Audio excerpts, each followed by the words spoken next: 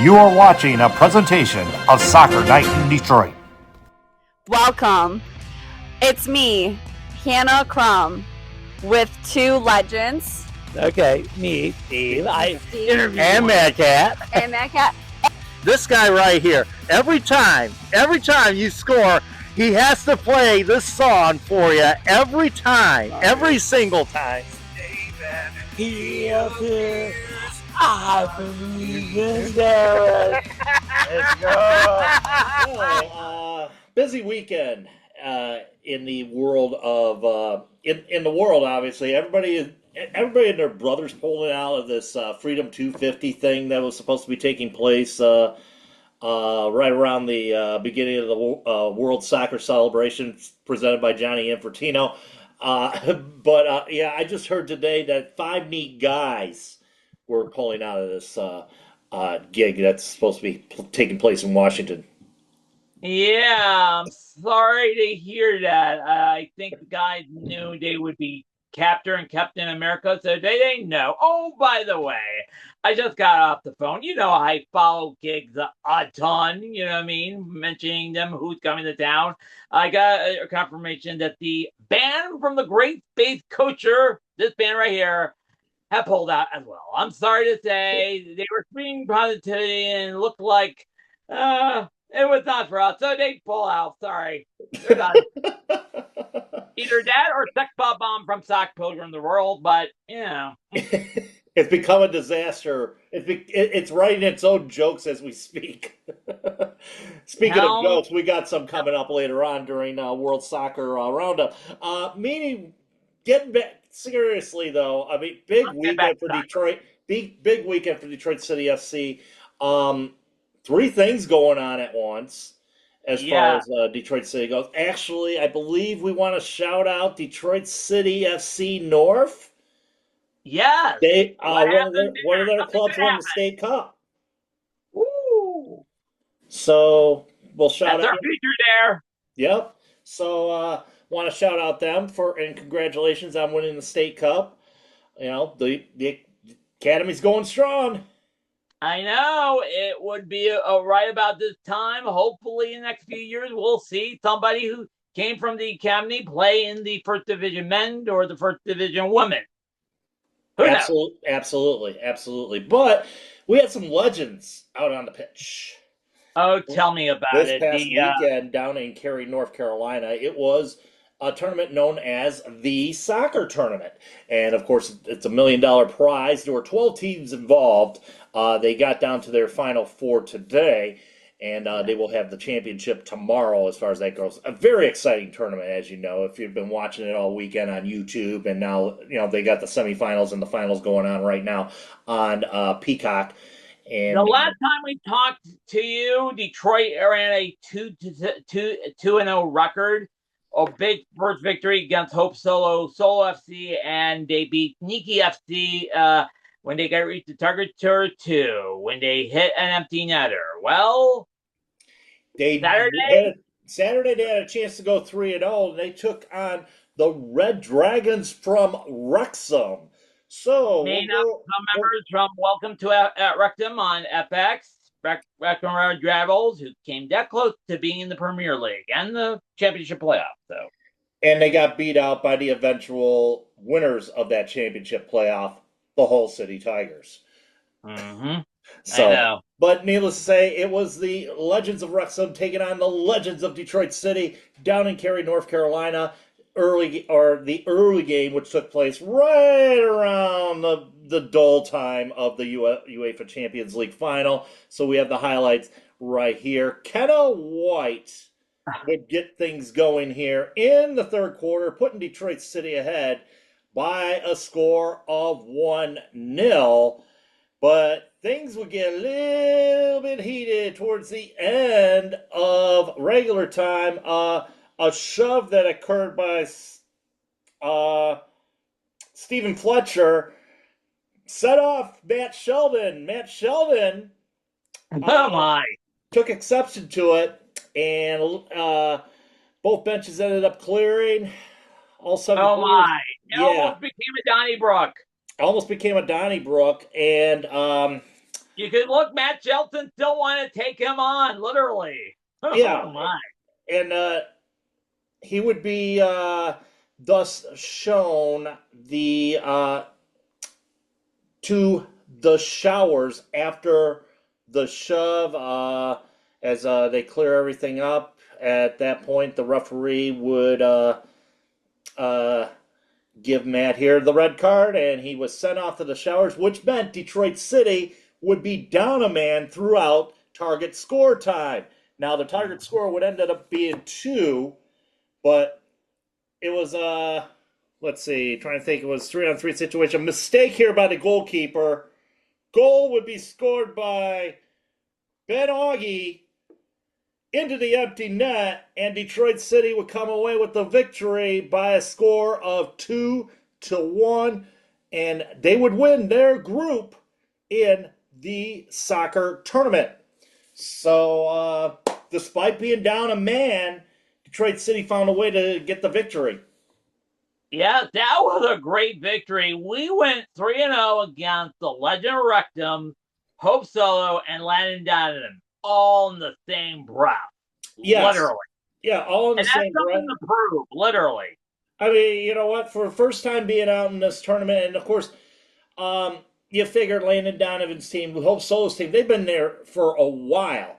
And both Not of the those mixed squads, tournament, but the men's and women's tournament as well, right? yeah. So they've been. I mean, they've had squads in the tournament. I mean, before the mixed, before they developed mixed teams into the tournament. So it was.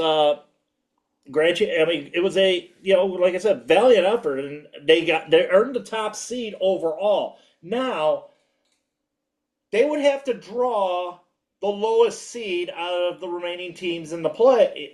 The remaining teams that were 2-1 and all that. So it got to the point where there was a tie between the two lowest teams. The two lowest teams being Sneaky FC and Pumas de Alabama. Okay. They would have to go to a shootout prior to their quarterfinal match. I saw it on my bus ride away home from the city match, and dude, that field was crowded, saying, "Okay, who will go?" And guess who pulled out the victory? Yes, Sneaky SC would go in and win the penalty shootout against them, thus moving on to the quarterfinal match. In fact, that quarterfinal match was, let's just say, it was tight throughout the whole entire match.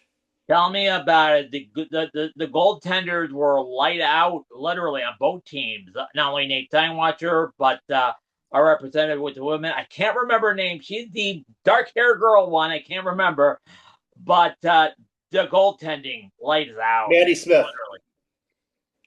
Maddie Smith was the Maddie Smith. Yes. was the women's goalkeeper, and it came down to the point where we were in deep into target score time for this one, and unfortunately the night would end here. Detroit City would have this would be, I believe it was 3-on-3 at this point, or no, was it 2-on-2? No, it was 2-on-2 on this point. Yeah. The goalie, Jameel Cox, got the game winner, and Sneaky FC moves on. They also moved on to win their semifinal match that occurred earlier tonight. So they will be playing in the final of the soccer tournament tomorrow.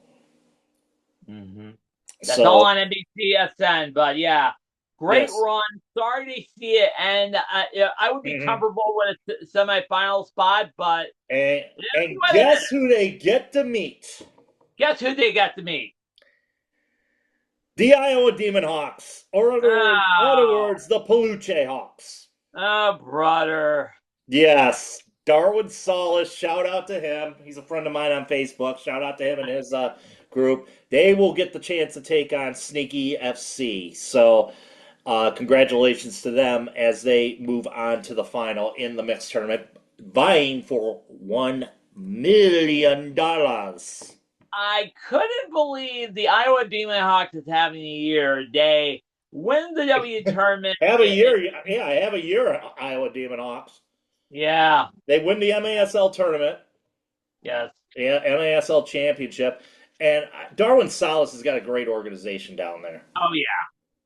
I would say a class organization. I mean, a lot of people, I mean, they get a lot of flack. I mean, we saw the flack in the tournament because there might have been a little favoritism by the refs and stuff like that. But I mean, they know how to play ball. Tell me about it. They know how to play ball, so I'll give it up to them. And I think their women's team ended up being in the quarterfinals as well of the tournament of the soccer tournament as well. I don't know how far they went, as we're focused in on the mixed tournament, of course. But yeah, needless to say, it was valiant effort though by the men and women of Detroit City FC throughout this whole entire experience. I gotta say, I got to see some names I have scored, like Kenna White, Emil Nixon, who played Louisville Trim in the indoor game. I get to say Anthony Hopano as the game winner. Antoine Hopano, yes. Yes, and also the flow to Hopano. I know. I haven't used that right. We haven't heard that right in years. Or yeah, Maddie Smith was awesome in goal in all three, and especially the quarterfinals. But Nate Steinwacher, I gotta say, it's now been 2 years since it's been 2 years since he retired from regular competition. Hasn't lost a step. Haven't lost a step. I think that's what it is all the time on pickup soccer. Oh yeah, but I know he's no longer an active soccer player with a USA team. But hey, God bless him. I mean, some of the players that we missed out there. I mean, Maddie Lewis would have been one of those players that it would have been nice to see Matt Lewis and Stephen Carroll work together again in the backfield. But it was nice until after the little incident. I mean, let's go back to that incident though. I mean, seeing that incident though, should there have been 2 red cards handed out? I would say so. You know what I mean? Because was it a little violent conduct there? When you look at the play, you know what I mean? Stephen Fletcher pushed a Detroit in center field. Matt Shelton was defending it. He would have stepped away, go away, but he wanted to fight. And the referees think this is a little too much. He almost, but I think it was appropriate. No addition, but it was appropriate. If you take retaliation, the referee will not like it. No, I know, and the referee's gonna see it that way. Kind of like the instigator rule back at with the NHL and all that stuff. You get in there, you instigate, you're thrown out of the game type deal. Yeah. But it was just a bad situation, unfortunately for Matt, and unfortunately he ended up being the one that ended up getting tossed because of it. So. Yeah, and at one point when everybody was trying to separate, even the security had to step in and say, bro, no. Oh, absolutely. Absolutely. This is fun, for God's sake. Come on. Yes, but needless to say, great run nonetheless for Detroit City FC in that tournament. And you don't get the $1 million, but it's nothing to be ashamed about. No, it was totally fun, by the way. You know what I mean? Oh yeah, absolutely fun to follow all weekend long. Let's make a date. The next time we are at a home game, let's try to get one of them, like either Stephen Carroll or somebody, to talk about their experience. Speaking of which, and I'm shouting out peer to us, check out the interview on the Majors Detroit of our channel 451. Red just did an interview with Stephen Carroll. Part of the Club 451 podcast there, and great interview of him. Check that out. It's available. I believe it's available on both YouTube and I'm sure on all the regular podcasting platforms as well. Great interview, by the way. Yes, you can. You could find it. Yes, there is. But on to the women, where this was supposed to be a bounce back game on Saturday, as they traveled to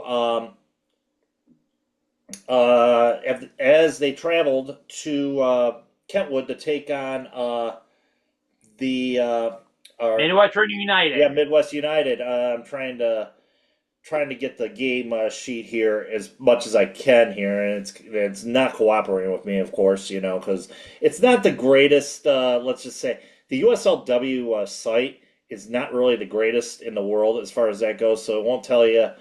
I'm just trying to think trying to get who got the goals in this one. So, but we know Well, one I can of them. remember- But let's get the highlights of that one first. Lots of those highlights, Doctor. Yes, indeedy. Beautiful day. Compared to the last time that I went to Kentwood, it was a nice rainy night there. So let's see here. Another rainy night, man. Let's see here. There we go. 53rd minute of play. Aaron Torrance with the breakaway puts it in the back of the net. Detroit City would lead by a score of 1-0. Yes, claim the clanger, because yes, that's 3 points for me on the pick the boot thing. So Acadia Murphy here in the 85th minute would get knocked down. She would have to leave the game for a minute or so, but it might have contributed. This might have been a contribution of what was to come next, which would be the equalizing goal. Trying to think who got the goal. Ava Lukey would get the goal here in the 89th minute of play, and that would be the equalizer. Midwest United take points from Detroit City FC, split the honors 1-1. However, for Detroit City FC, it's Drop points. they drop points. However, they still hold strong at the top of the division. Mm-hmm. Going into Wednesday's action at Keyworth against AFC Ann Arbor, who handed a loss to Kalamazoo FC.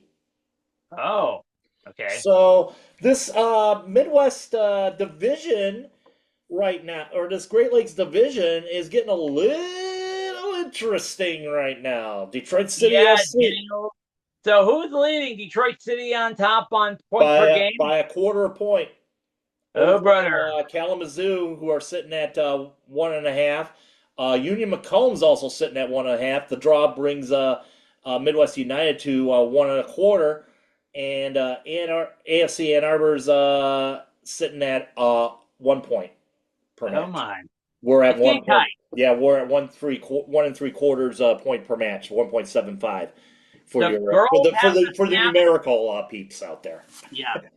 Well, we got girls the have to graphic snap- right here, Yeah, the girls have to snap out of it because they have they are winless in 2. So this week game. Well, I mean, dropping points the way they did. I mean, that was an 89th minute goal. So I mean, dropping points the way you did. I mean, you had Murphy going down. She had to be out. Obviously, she had to be out for a little bit, though. I think she came back out onto the field. I want to assume that. I mean, I didn't see the. I mean, I've just got the highlights there. I want to say she did come back on the field in time for the goal, but she didn't have enough time to position herself. Mm-hmm. Okay. For that. But I mean, it's just one of those things that players out of position and all that. And I think Danny Evans is going to figure things out as how to work it better defensively, because I mean the goal last week by 4 in Romeo. I mean that was. I mean, unless you get a couple of defenders in front of Allison Lapointe, how can you defend that goal? Yeah. I mean, it just floated, just got passed by Lapointe, and we were down 1-0 in that game last week. So. Yeah, but unfortunately, like I said, I mean, but despite the loss, despite the drop points yesterday, they're still up top in the division, and you're looking at a dogfight going forward here between 5 teams.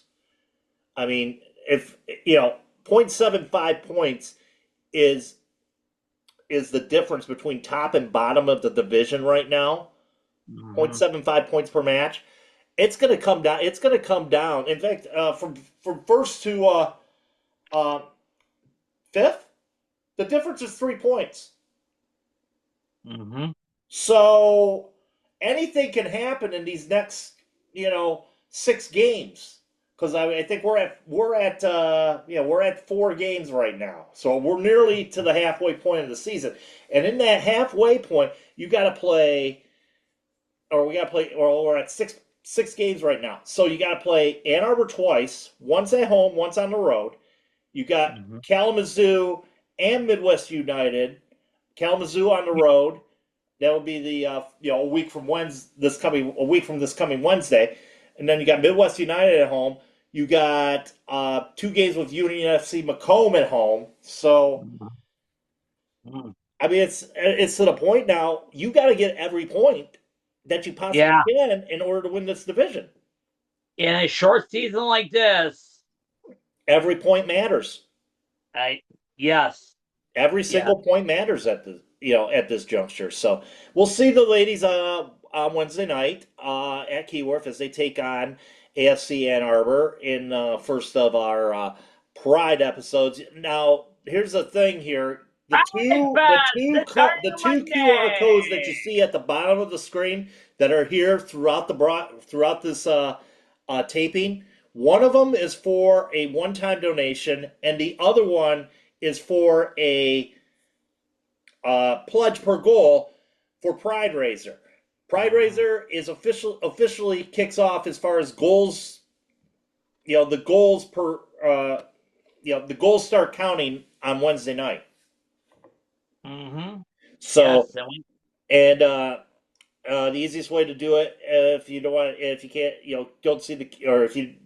can't access the QR codes on the screen, ngsprideraiser.org to make your one-time donation or your pledge per goal. Yes, I think we're close to $1,000 before the calendar turn June today. That's good. Keep them pledges coming along, folks. They want to get more than $50,000 this year.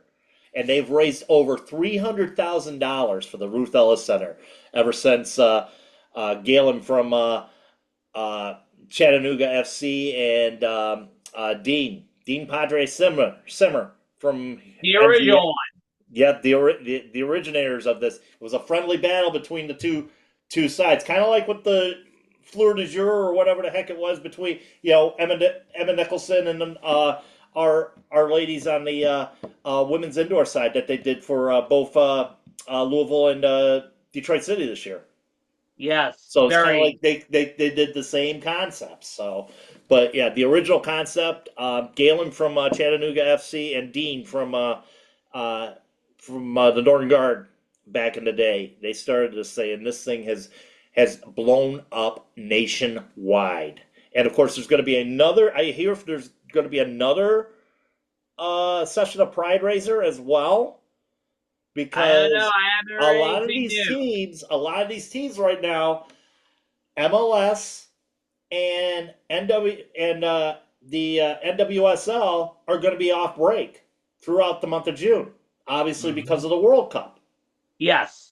So they're setting up another prize raiser for those supporter groups later on in the year, which is kind of cool. Which is very cool, yes. Yes, which is very cool. Like I said, those QR codes are going to be here throughout the broadcast tonight. So do what you or this morning or whatever. Make your pledge per goal or make a one-time donation to the Ruth Ellis Center. Great cause, for this year's Pride, and a great cause for long time cause for this Prideraiser. So yes, let's hope we score a lot of goals, even from the women's and the men's. And absolutely, we need goals right now. And I'll tell you what, goals. Perfect segue to what happened last night in Charleston, South Carolina. Yeah, and needless to say, we've talked about Detroit City's struggles on the road. 16 straight regular season road loss. Or winless in 16 regular season road losses. Or actually 16 winless regular season road matches for Detroit City FC going into this one on Saturday at Patriots Point. And let's just say the dagger was, the the dagger was out early in this one. 14th minute of play here, corner kick situation. Colton Swan puts this one in the back of the net. Detroit City would go down by a score of 1-0. Nathan Messer with the assist. And then 2 minutes later, Langston Blackstock. Blink if you don't blink because you'll miss it. He gets the goal. Detroit City would lose by a score of 2-0. And 17 in a row without a victory on the road. Winless on the road in the regular season, 17 times. Last victory, I will keep mentioning it, April 12th, 2025, comeback 3-2 against Phoenix. And we haven't won since. No, they have not. And fortunately for Detroit City, I mean, losing on the road hasn't really affected them too much. However, Indy 11's victory yesterday puts them above Detroit City on the table in the USL Championship right now. They're sitting in second place with 18 points. Detroit City FC sitting in third with with 17 points. 17, and then you have now Charlotte, Blue City, and now Miami, you have the log jam of 16. Oh my. Yeah, 4 teams with 16 points, including Louisville City, who lost 2-0 to Tampa Bay at Lynn Family Stadium. Oh my. The woes Simon continue. Bird's still having issues, but then again, this Tampa Bay. First off, let's talk about Tampa Bay. Tampa Bay. All hail King Ralph. That's all Ralph. hail Dom Cassiano. He's putting this team together, and between all the USL stars that they were able to get from the championship, all of the League One players that he was able to get, the way he's been able to mesh them together, they're playing some damn good ball right now. They're at 27 points right now. Yes, they have not lost. They've been unbeaten in 11 straight games. Unbelievable. Exactly.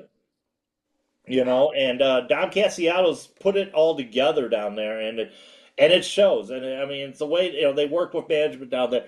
It's like you keep them down for 1 year, and now all of a sudden they come back like gangbusters. Early Coach of the Year candidate for sure. He is. And when you're on a hot start, you're well on your way to winning Coach of the Year. Yeah, so they're going to be a force to be reckoned with. I mean, throughout the year, we don't play them until August. Who knows if they'll cool off by then? That's gonna be holy shirt. Oh my! And right now, with the way our home record is right now, I mean, making keyword for Fortress.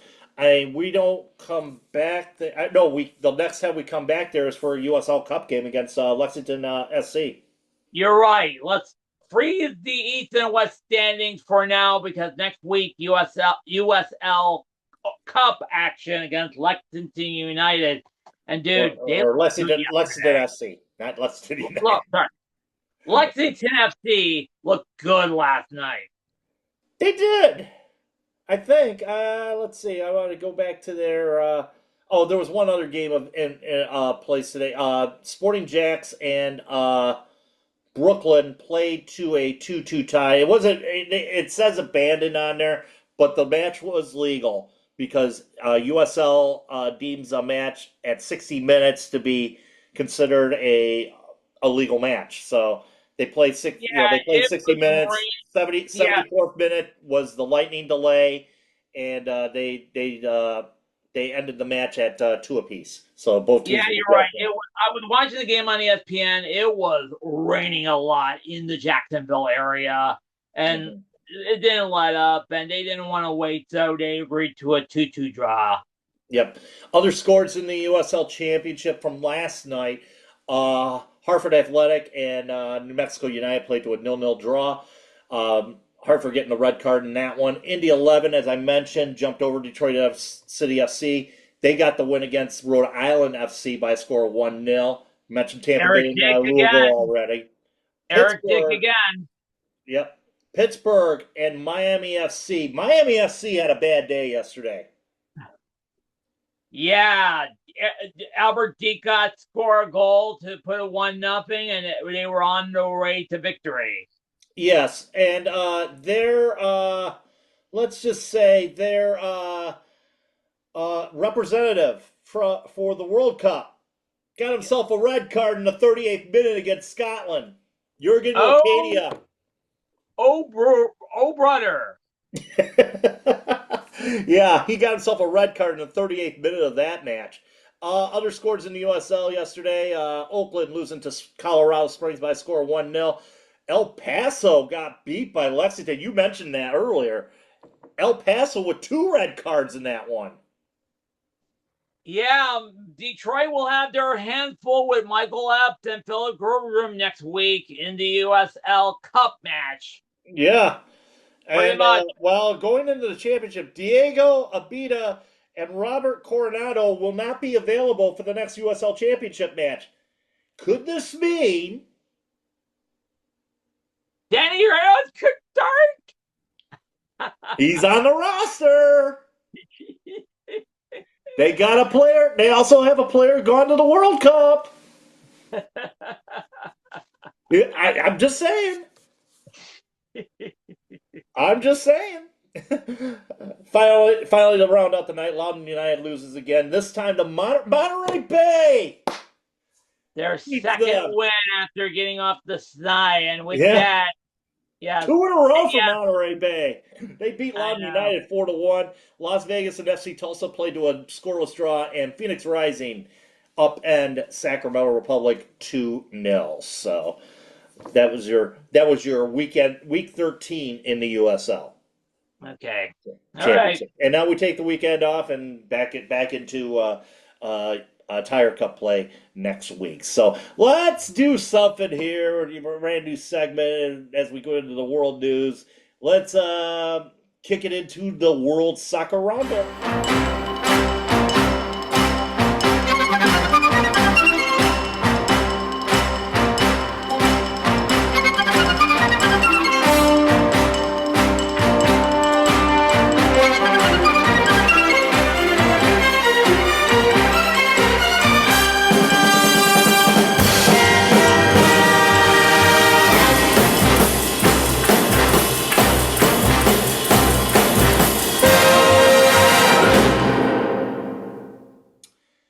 And the biggest world story of them all occurred yesterday in Budapest as the UEFA Champions League came to a close as PSG were to take on Arsenal. Arsenal, of course, the champions of the Premier League, and PSG, the defending champions of this competition. Detroit or Kai Havertz would get things going for Arsenal very early in the 6th minute of play. I gotta say that was a beautiful goal. Top shelf, full the goaltender. They were great. The fans were ready.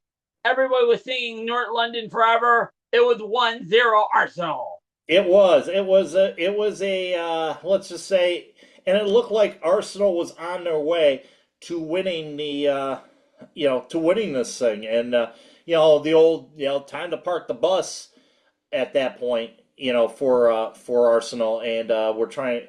I'm trying to ramble on here as I get to the next goal, but the thing was, Arsenal was going to be playing their game, which was, and what surprised me was on that goal that Havertz got, it was early and it was in the flow of play. Usually for Arsenal, it's set piece goal late in the match or something like that. Mm-hmm. And but they thought they had a chance to keep it going until the 62nd minute of play when Special K would get knocked down. I'm not going to say his name because it's hard to pronounce, but Mascara for Mascara from Arsenal tackled Special K inside the box. The referee at first hesitated, pointing to the spot. He did go to the spot. Ousmane Dembele goes to the spot, puts it in the back of the net. We're tied at 1 apiece. Oh my! And if you were an Arsenal fan, oh brother. Yep, and very nervous there. And then after that goal, I think that's when I tuned into the TST game because they wouldn't score for another hour. There was no score for another hour. Two teams going to extra time. They didn't score the ruts of regulation time or extra time that when you get to 120 minutes. Oh my! Yeah, we go to the spot. A series we of go five to penalty kicks, and they had a big save occurred. I want to say it was after a miss by let's see here. Oh, yes, I'm trying to get to the penalty kicks here, so hang on a minute here. I'll mention this several times. The first shots on fire were successful. Then it was the second one. Scored his penalty kick. And then Prideraiser, I hope I'm pronouncing that correctly, got a little too fancy, unfortunately, and went wide right. Prideraiser, the first one to blink in the competition. Then he lost his train of thought. He was trying to be bending that, and he just went to the spot and then went wide right. So yep, Nuno Mendes would get stopped by Rea. He predicted right because the first two penalty shot for PSG went left. Mm-hmm. Yeah, he said not today. Yep. Declan Rice would make it 2-2. Then Hakimi makes it 3-2. Martinelli ties it back up. Beraldo. And the fifth round, the ultimate decider. PSG. Yep. Beraldo would score. Gabriel would come to the spot. Come to the spot. Be brave. Get ready to extend it and hoping to win it. Guess what happened? He kicked it. It went through David Beckham's suite all the way to the moon, and I think it's orbiting the moon at this point. I think so, correct. If they saw a space station on the moon, who knows? But yes, it went too high, and for the first time since 2014 to 2016, when Real Madrid did the trick, back-to-back champions, the trophy stayed in Paris. And for Arsenal fans,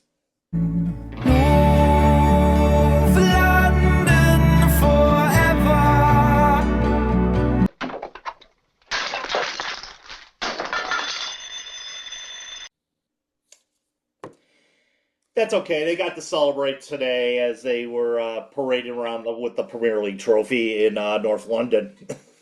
yeah, that's it. They only got a single this year.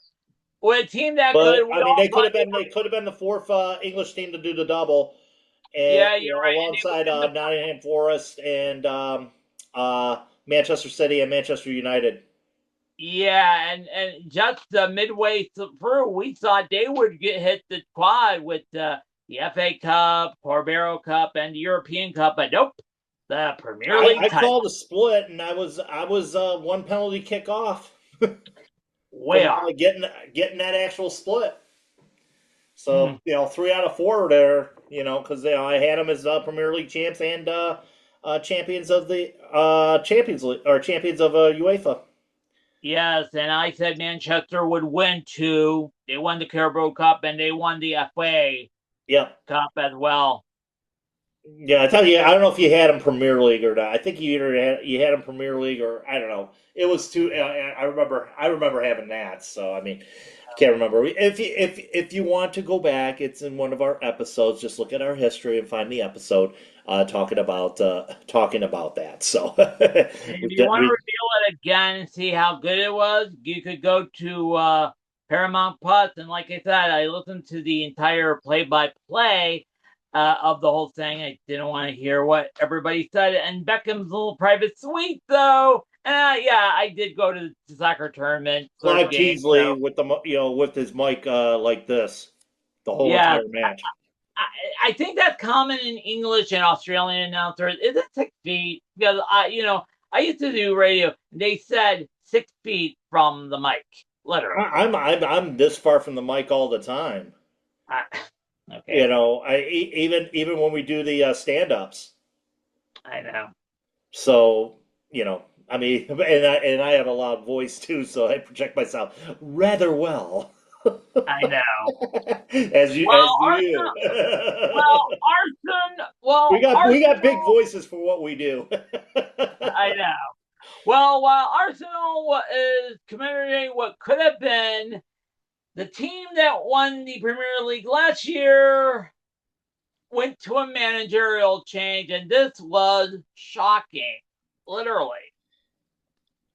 If you're a Liverpool fan or supporter, it might not be shocking because Arne Slot, to them, didn't get the job done, which was, I think the job was to repeat as Premier League champions, be relevant in the Champions League, and okay, all right. Now, my feeling was I didn't think Slot should have gotten sacked because he did what he needed. I mean, he got them back from the depths of where they were. They were a mid-table team back in December.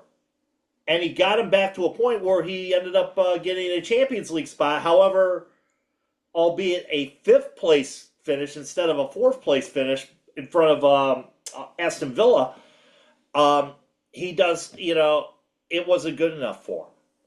And with all there was a little bit of struggle, obviously, with Mo Salah. I mean, you heard about that as well. So, Fenway Sports Group decided that enough was enough, and even the supporters would have said, "You know what? Enough's enough with that. Thanks. You won a title with Jurgen's players, and you bring your players in, and the results aren't there." Was it the prime reason because the change of rosters, or did they I would lose the think locker so room? because they spend so much money.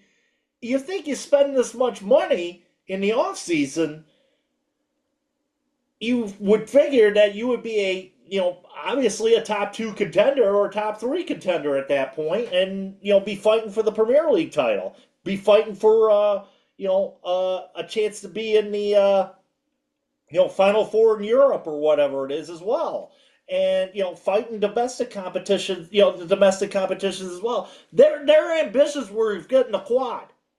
If you remember last year, they only ended up with the Premier League title.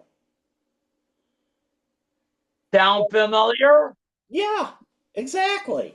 So that's what their ambition was last year, under Arne Slot, and the bar is high at Liverpool.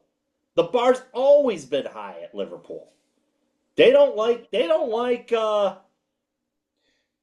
failure over there.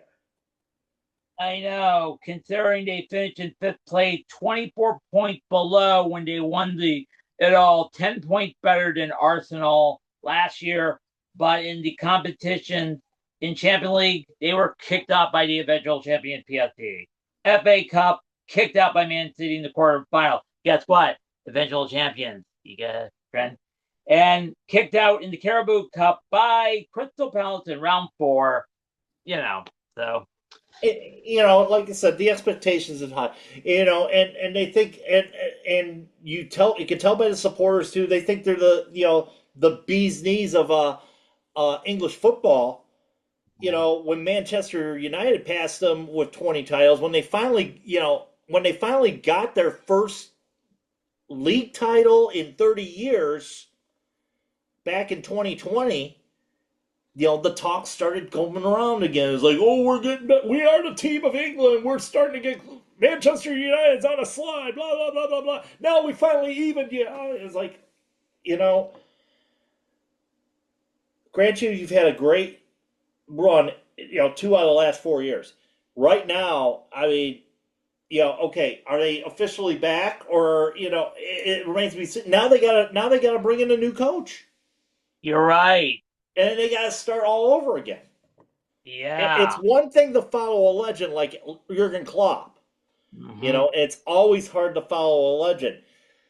We'll see how Maresca does next year over at the Etihad. But from what from what I gather here, and I'm gonna search in news here as far as Yeah, they're the candidate that is in a line for. candidate that they're looking at is Andoni Iriola, and it sounds like it's a done deal. Where are you from? Let's see, Ariola or Iraola is a from Bournemouth, so he'll be Oh, leaving Bournemouth to join Liverpool. So he coached Bournemouth last year, and Bournemouth had a pretty good finish, if you ask me, in the Premier League. We look at where they sit. He's got him in. He's got him in the Europa League. wow. The secondary league. Yes, he's got him in the Europa League. He'll be playing. That club will be playing with Sunderland and Crystal Palace next year. I know Crystal Palace got in finally after a year delay after they winning the conference championship. Remember, they were supposed to play the Europa League last year, but they were relegated because of the multi-ownership rules in English football, in European In UEFA. in UEFA. So they did sell the band, but it was a little too late. So they won the conference, and now they're going to play in Europa next year. Yeah. One Yes. more thing before I get off of Liverpool. Do you think they didn't recover from the loss of their teammate from a car accident? I can't remember the name. The Thurman Munson factor comes to mind when you say that. Oh my! Did they violate a rule? No, no, no, no. The Yankees won back-to-back World Series, if you remember, 78 Yeah, or 77 and 78. yeah. August of 1979, Yankees were still in the middle of a pennant run themselves. Come August, Thurman Munson dies in a plane crash. Yes. Well documented. Yeah, and next thing you know, it was a nosedive for that. I think in 19 and they didn't go back. They went to the playoffs in 1980. They lost to Kansas City. Mm-hmm. Didn't go back to the World Series until 1981, in which they beat the Milwaukee Brewers in the first iteration of the division playoffs because of obviously because of the strike. Um, so they beat, and then they lose to the Dodgers at that point. They were never the same after the death of Thurman Munson. Mm-hmm. Translate that about 40 some odd years later. The loss of a player like Diego Jota and what he meant to that organization, what he meant to that club, I think may have been a part of a factor there, or may have been a high factor there, because he was a tremendous talent. He was. Yes. And for Jurgen Klopp to bring him in, and or I don't know if it was Klopp or Slot that ended up bringing him in, but to bring him in and get him acclimated to the program there, and what he contributed in winning the championship, in winning the Premier League title last year, that was a huge loss that they never recovered from. No, I agree. They never recover. We try not to mention his absence this season, but oh my. It could be, like I said, that could be a huge factor, because, like I said, I equate that to Thurman Munson and what it meant to the Yankees. Wow. The captain, a tremendous player. Yeah. You lose them in the most untimely fashion, and then everything just seems to go downhill for them. For them, Wow. it took a long while to recover. I know. Right up to almost the mid-90s to recover. I know. Let's hope the same thing doesn't happen to Liverpool. Well, as a Manchester City supporter, and I apologize to my fellow Manchester City supporters for wearing the Arsenal kit twice in the last couple weeks. So, hey, I'm only doing it to give props to the Arsenal for finally getting a winning finally getting a. I respect Arsenal, but you know what? You know what? I might have to come. I might have to reiterate my, shall we say, most hated after this past weekend at the TST. So we'll have to recycle that down the road. Speaking U.S. of national which, team took on Senegal this afternoon in a friendly down in Charlotte. Welcome back to the score sheet. One Christian Pulisic. yes, he scored the second goal to another good sneaky in. It made it 2-0, but they almost blew the lead thanks to a brace Sadio by Mane got a yes from brace. Senegal. Yes.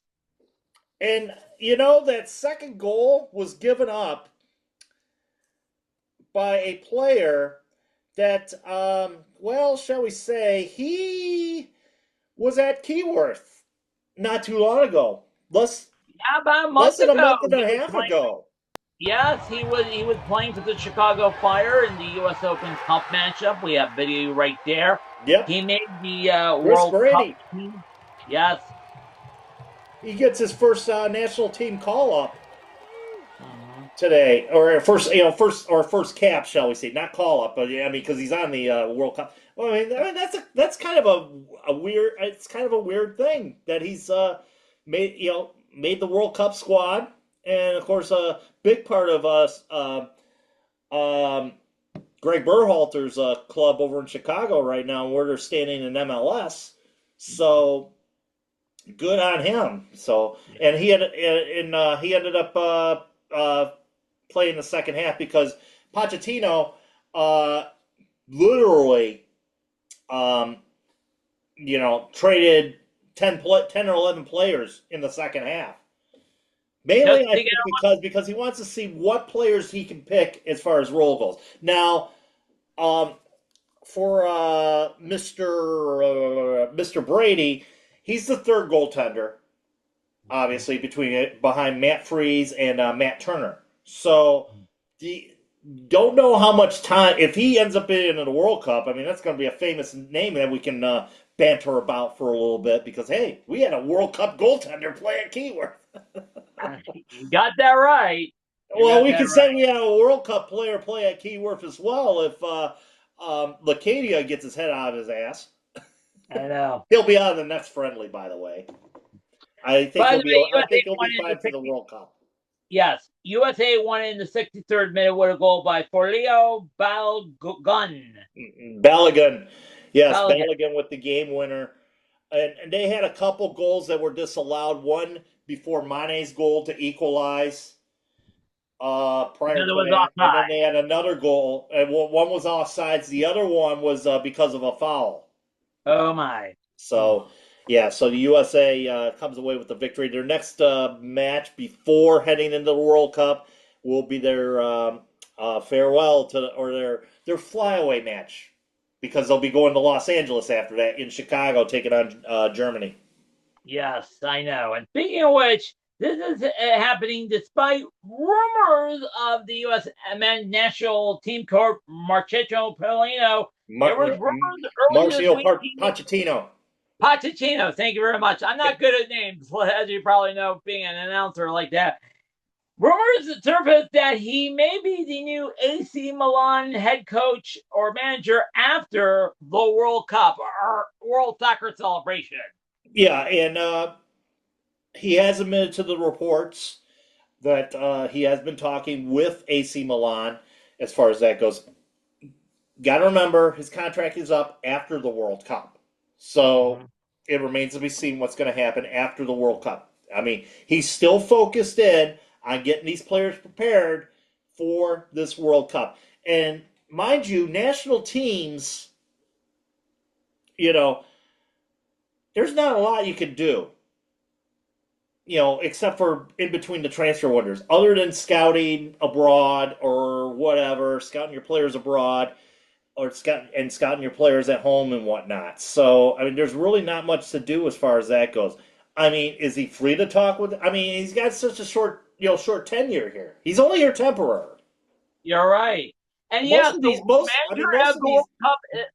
manager of the World Cup is a temporary job. You get to or a national team for that matter. fill it up for 4 years until the big final. Or 2 years. Or Yes. 2 years. Because Or 2 you years. got to remember, you also have continental qualifications or area qualification or area tournaments as well. Obviously, with the CONCACAF Gold Cup here in North America, you got obviously the UEFA or the Euros out there. You know, CONMEBOL has their own little thing going. AFCON's got their thing every 2 to 4 years. You know, you still have these other competitions that you have to deal with. Sometimes this position's a 2-year position. Yes. When you think about it. So the cycle for Pochettino was last year. I mean, it started after Copa America, which is kind of an offshoot tournament. But that was when Berhalter, or 2 years ago, I should say, that was after Berhalter got canned for going to canned after Copa America. He since then took over the Chicago Fire. After that, Pochettino took over and, started getting the ball rolling in preparation of this World Cup. So, and of course, you're going to look at other people as well. Thomas Tuchel will probably be a name out there, especially with many coaching jobs going forward. Jesse March is off the board because he just signed an extension with Team Canada. Oh yes. So, I mean, most of these coaches that have coached around the world, you got to watch out for Ancelotti down in Brazil. If a Serie A job opens up, like an AC Milan for that matter. Yeah, I mean, AC Milan is in Serie A. Yes, yes. They missed being the Euro Champion League by 1 point. They're playing the Europa League after finishing in 5th place. Yeah, so that's like I said, a very huge job to have, especially of course, in a league right now in which in a country that hasn't seen the World Cup in quite a while, and that would be Italy right now as that goes. Yeah. So, all righty, a little bit of going around the world there. Hopefully, you enjoyed our excursion through the soccer world or Europe. And don't forget, Team Canada also announced their roster last week. Yes, they you can have. find that. Yeah, and as I did mention, Jesse March, Alphonse Davies in the roster. Obviously, Johnson on the roster. So I mean, some big name. Obviously some big names there. They get their first crack at the tournament. I believe the same day the U.S. premieres as well. Yes, I think. They take on Bosnia in their first match. I believe that one's in Toronto.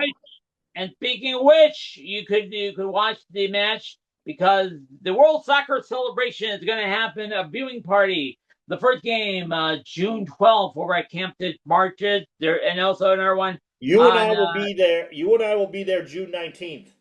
June 19th, 3:00. Yep, you and I will be there June 19th. We're gonna do a little Soccer Night in Detroit broadcast from there because the next day is the doubleheader at Keyworth, which includes it's gonna be rivalry Saturday. Oh my! You figure because it's gonna be Detroit City taking on Louisville in the USL Cup, and then following that will be Union FC Macomb taking on Detroit City. Oh my! So yeah, let's plan on that. So the 19th we'll broadcast from the World Soccer Celebration over at Campus Martius.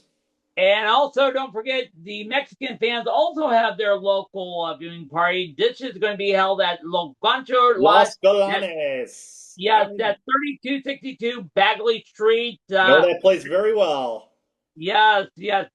Right down the street from my favorite tamale place. What is that? Evie's. Yes. Those are happening Friday, 6/11, 6/18, and 6/24. Yes. Yes. So. Yep. So. But we're announcing the roster tomorrow, by the way. I mean today. Excuse me. Alrighty. So let's. We're going a little long here, but we still have time for Sorry Not Sorry. I've got a lot of problems with you people, and you're going to hear about it. That's brother. All right. Who wants to kick things off here? Yes, I'll go first. If you were watching the UEFA Championship League, before the game, we had a short mini concert with the Killers, who, believe it or not, Oh my God. That's the Jack they were White. good. They were good. They were good. That was the Jack White of soccer. Yeah, believe it or not, I saw the Killers when they opening up for Shelter over at the Shelter almost 15 years before, 2020. You know, I've been in here for a long time seeing a lot of bands. They were that small, about to get recognized, and they blew up big last night, and that was good. Now, nice, simple show. Kind of like Jack White at Ford Field on Thanksgiving. Best halftime show. It was only 6 minutes. You went through all the hits, including, oh yes, UM favorite song, Mr. Brightside. As you probably know, we have been dropping on the World Cup halftime celebration. Yes, they're going to marginalize the World Cup final with a halftime show. I know Shakira's in it, Madonna's in it, One is in it. And I suspect they come from the government of North Korea. I don't know. And yes, it's a halftime show. We all know that, and we're going to have to sit through it. And the players are going, why can't we get back on the field? Oh, it's a halftime show. Well, brother. Well, we're going to sit through it, but kudos, a good 39 Curry is sent to the BBC and ITV, which are co-producing the World Cup finals, so they're going to show the World Cup finals. They said, wait a minute, come on. We had a great first half. We have 45 minutes to go before penalty kick. If it's still tied, we're going to talk about the game. We're not going to pander to it. There's serious people at the BBC and ITV. They in England, no matter Sky Sports, BBC, they take their soccer seriously. So kudos to them saying, sorry, not sorry. We're not going to broadcast a start a halftime show. We have heard about the halftime show involving the Super Bowl. A halftime show at a title game? Nah, no thank you. We're just going to talk how the first 45 minutes and how Spain versus Argentina or someday England. But like I said, let's talk about the game. And if the halftime show sucks, it sucks. So 24 minutes of soccer punditry or watching a halftime show. You know, if I was a purist, I'd be watching the 24 minutes of punditry, hoping that Jamie Carragher and Michael Richards are part of that punditry, but I don't think they'll be part of it. Who knows? Who knows what BBC or ITV have? But this is better. This is a better alternative than what Turning Point could come up with against the Super Bowl. Don't even go there. Don't even go there. Oh, brother. But honestly, this is the reason why we have time. We talked about what happened in the first half, a little featured. Probably USL Dan will do a pre-package what happened in the USL, which we already know, doing that. But hey, that's the reason why it's for the break. And then we're back. Exactly. Exactly. You know, but yeah, I'm sure, knowing the pundits over in England, they'll be glad to talk for 24 minutes. They have no problems talking game for 24 minutes. Let's just say. Speaking of stuff that FIFA should leave alone, and this is a preemptive strike. Yes, I'm doing a preemptive strike here. We just got done watching the soccer tournament. Obviously, a lot of you were following along with Detroit City FC and their exploits down there in Cary, North Carolina. So, my wish is FIFA, keep your hands off this thing. There's no possible way you could ruin this thing. This is perfect the way it is. I like the format. 2 halves, 18 minutes long, 7v7. Then you get into this target time. You know, every 3 minutes you drop a player. Makes it a little bit more interesting. Got a little very interesting when Detroit City had to play like one fewer person thanks to the red card by Matt Sheldon. But needless to say, the excitement was there. It's the edge of the seat excitement.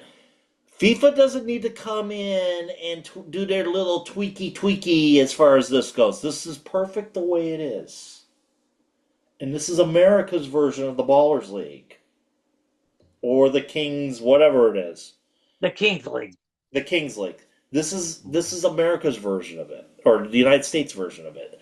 This is fine the way it is. And they do a fantastic job of it. I like the way how the goal scorer at the end, the one who gets the target goal at the end of each match, receives a golden scarf or golden fleece, shall we say, gets admission to everything once they're done playing in this thing.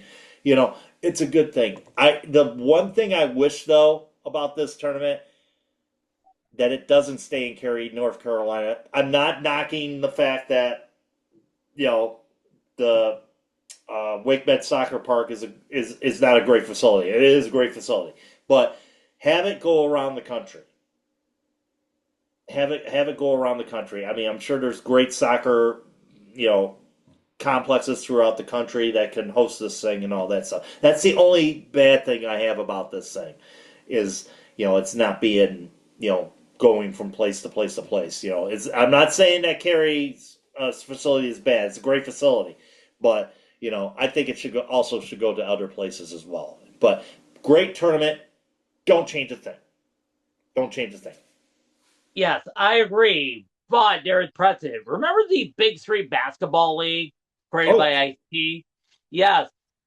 I think when in 4 or 5 years, the Olympic adapted a 3-on-3 tournament there. So... And how was that received? Be careful what you wish for. It may come true. Who knows? FIFA, just leave this thing alone. That's all I ask. That's all I ask. Don't ruin a good thing. Just say that. Speaking of not ruining a good thing, we're going a little bit too long here, but you know what? We have the freedom to do so we can. So make sure you make those pledges to Prideraiser coming up this week is the first game with goals being made that will raise that total up, shall we say? So every pledge that you make per goal adds to that total, and then you multiply the total number of goals that are scored this month, and that will be your donation to the Ruth Ellis Center. You can also make a one-time donation as well to the Ruth Ellis Center, and also for more information on this, ngs.prideraiser.org. So we will see you on Wednesday for Detroit City FC women's team against AFC Ann Arbor, round 2. We will be there previewing the game. And don't forget, round 2 of the USL Cup, the Tiger Cup, us against a very tough opponent, Lexington FC. SC. That's gonna be interesting. And but then again, like I said, they won last week because of 2 red cards. So we'll see what Lexington team shows up at the fortress known as Keyworth Stadium. That's on Saturday as well. So 2 games for you this week, and Soccer Night in Detroit with all the coverage going forward. We will be at Keyworth with bells on, covering it for you. So for Steve, by the way, next week we have an easy musing because the European soccer season's done. We take a rest for about a week. Yeah. World Soccer Celebration presented by Johnny Infantino Talk premieres next week. So, for Steve over in Hamtramck. Have a good day. Please pud during Prideraiser, and good night and good luck. All right. And for me, Mad Cat here in Fenton, keep your feet on the ground, keep reaching for the galaxy, and most of all, be good.